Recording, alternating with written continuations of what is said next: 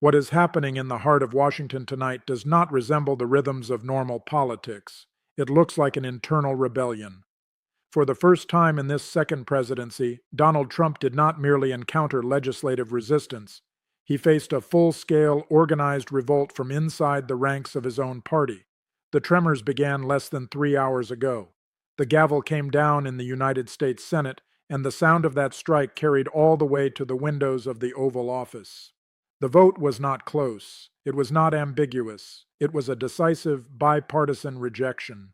The United States Congress has just intervened to prevent the president from launching what many experts described as a scorched earth economic assault on Canada. Trump tried to corner his northern neighbor. He tried to deploy what he considered his ultimate weapon, a 25% universal tariff on every single product crossing the world's longest undefended border. He was certain he held the leverage. He was certain Canada would capitulate the way other nations had when faced with similar executive pressure. He expected a total surrender. Mark Carney did not surrender. He did not raise his voice in anger. He did not engage in the theater of public confrontation. Instead, he methodically and surgically dismantled Trump's entire strategy from the inside out. And now, the consequences are cascading through the halls of Washington and through global financial markets simultaneously. The White House is scrambling to find a response. Trading floors are witnessing extreme volatility. And for the first time, a question that was previously unthinkable is being asked openly by allies and enemies alike. Is the president losing control of his own coalition? Let me take you through exactly what changed today. The specific leverage Carney deployed, the Republicans who broke ranks, and why, even if you live nowhere near the Canadian border, this vote just protected your personal household budget from damage you would have felt within a matter of days. At 2:00 p.m. Eastern Time, the Senate passed a bipartisan resolution that effectively strips the president of his authority to impose national security tariffs on Canada without explicit prior congressional authorization. This is the most significant constraint placed on presidential trade power in over half a century. For years, Trump has relied on Section 232 of trade law, the national security provision that allows a president to impose tariffs unilaterally under the guise of defense. He has treated it as a personal tool. He decides a country has displeased him, and he imposes economic punishment without consulting Congress, without seeking legislative approval, and without any institutional check on his authority. He attempted to use this mechanism against Canada last week. He demanded immediate, sweeping concessions on border security, dairy market access, and energy pricing. When Ottawa declined to meet his demands, he announced the tariffs, 25% on everything: oil, vehicles, steel, aluminum, lumber, and agricultural products. The tariffs were scheduled to activate this coming Monday. Today, Congress removed that option from the table. A veto-proof majority, Republicans and Democrats voting in lockstep, passed legislation that specifically shields Canada from unilateral executive tariff action. The margin was not narrow. It was overwhelming. 74 senators voted in favor, with only 26 opposed. Consider what that number represents in today's polarized climate. In the current political environment, achieving 74 votes on virtually any issue requires a fundamental break in partisan discipline. 25 Republican senators abandoned their president on a vote he had publicly demanded loyalty on. These were not the usual dissenters. These included senators from deeply conservative states, senators who depend on Trump's endorsement for their political survival, and senators who have supported him through every previous confrontation. They looked at the raw economic data. They looked at the dire projections for their home states. And they concluded that the political cost of defying Trump was lower than the catastrophic economic cost of supporting him. One Republican senator from a Midwestern state was overheard leaving the chamber saying he could not sell a recession to his constituents just to prove a point. That statement captures the cold calculation that drove this vote. Fear. Not fear of the president's tweets, but fear of what the president's actions would do to the families who elected them. The intelligence behind this outcome did not originate in Washington. It originated in the Prime Minister's office in Ottawa. For the preceding 72 hours, Carney's team had been in direct communication with every significant governor, senator, and business leader in the states most vulnerable to a Canadian trade disruption. They did not issue empty threats. They did not make emotional demands. They presented cold, hard data. They showed precisely what would happen to the economy in Ohio if the border slowed. What would happen to manufacturing in Michigan? What would happen to home heating and energy costs in Pennsylvania? They showed the math, and the math was devastating. American auto manufacturers sent a blistering letter to Senate leadership signed by the executives of the Big Three and 5 major energy corporations. The language was not diplomatic, it was explicit. They warned that if the tariffs activated on Monday, assembly lines in Michigan, Ohio, and Tennessee would cease operations within 48 hours due to supply chain exhaustion. They warned that fuel prices in the Midwest would increase by 40 cents per gallon overnight. They stated in writing that this was not a negotiation tactic, but a forecast of a total supply chain collapse. Sources indicate that Carney's team helped provide the analytical foundation for that letter. They understood that the American business community had finally reached its breaking point. They understood that Trump's rhetoric functions effectively on television, but fails completely when tested against a spreadsheet. An image circulating from Ottawa shows Carney in a strategy session with his trade ministers. The table is covered not with maps of Canada, but with maps of American congressional districts. They had identified precisely which districts would absorb the most damage from a trade disruption, districts that Trump needs for upcoming midterm elections. And they ensured that every representative in those districts understood exactly what was approaching. This was not conventional diplomacy. This was precision political engagement. Carney brought a surgical instrument to a confrontation where Trump was swinging wildly. When a reporter caught Carney leaving that meeting and asked whether he was concerned about the president's reaction, Carney did not break stride. He adjusted his glasses and said, "The math works for us. I hope the president checks his calculations." The fundamental question tonight is how a president who rebuilt an entire political party around personal loyalty suddenly lost control of his own Senate. The answer lies in the mechanics of the trap he constructed for himself. Trump's negotiating approach has always depended on what strategists call the madman theory. Project enough volatility and unpredictability that the other party calculates surrender is cheaper than confrontation. This approach produced results against some smaller opponents. It generated concessions from nations that calculated the cost of resistance exceeded the cost of compliance. But the approach depends on a critical assumption that the target has no viable alternative, that the pressure is so overwhelming and the options so limited that submission is the only rational choice. Carney eliminated that assumption systematically. When Trump threatened tariffs, Carney did not respond with simple counter-threats. He released a targeted list of American products that Canada would restrict in retaliation. And he ensured that list included specific products manufactured in the home states of the most politically influential Republican senators. Bourbon from Kentucky, electronics from Texas, agricultural equipment from the Midwest. He made the political cost of supporting Trump's tariffs personal and specific for the senators whose votes would determine the policy's fate. Simultaneously, Carney was conducting outreach that bypassed the White House entirely. He communicated directly with state governors, with Fortune 500 executives, and with labor union leadership.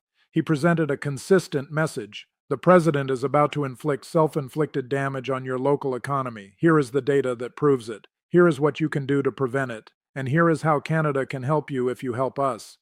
It was a level of strategic sophistication that Washington was not prepared for.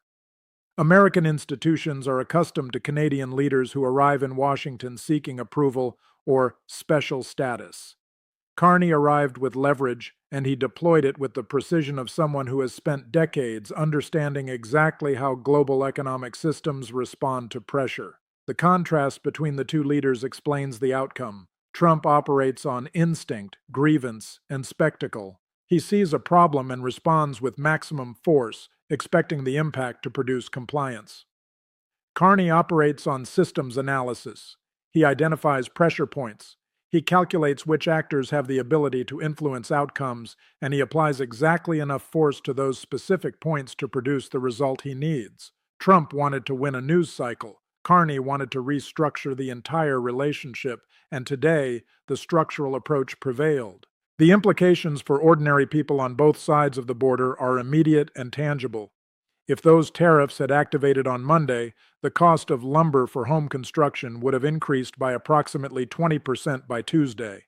Gasoline prices would have spiked at the pump. Grocery costs would have risen as cross-border transport slowed. Canada is the largest supplier of energy to the United States.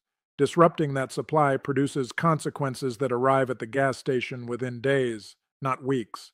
But beyond the immediate economic relief, this vote represents something much larger. It signals a shift in how international relationships function when the traditional leader becomes the source of instability rather than the guarantee of order. For 70 years, the United States has occupied the central position in the global economic system. It set the rules.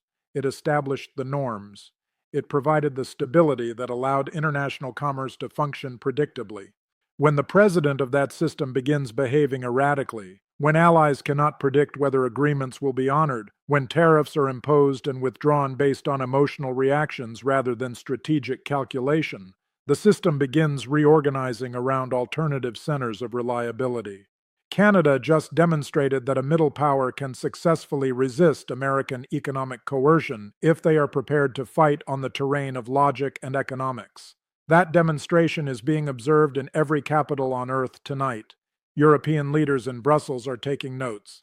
Asian economies are evaluating the implications. Every nation that has ever worried about being targeted by American trade pressure is processing the lesson that Carney just taught. Resistance is possible, and it can succeed. Trump intended to project overwhelming strength. Instead, he revealed that his power has limits. He revealed that when the economic consequences of his actions become severe enough, his own coalition will restrain him. And he revealed that a strategically sophisticated opponent can turn his own tactics against him. Three trajectories are forming for the coming days. The first is administrative retaliation. Congress removed the tariff weapon, but the president retains other tools. He can order enhanced border inspections. He can slow commercial traffic through regulatory enforcement. He can create friction without technically violating the Senate resolution.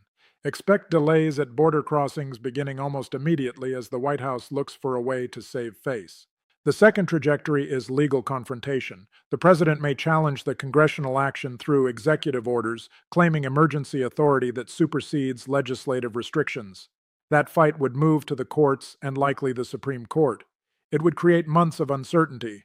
Financial markets would react negatively to that ambiguity, potentially forcing the Senate to dig in further. The third trajectory is a strategic retreat disguised as victory.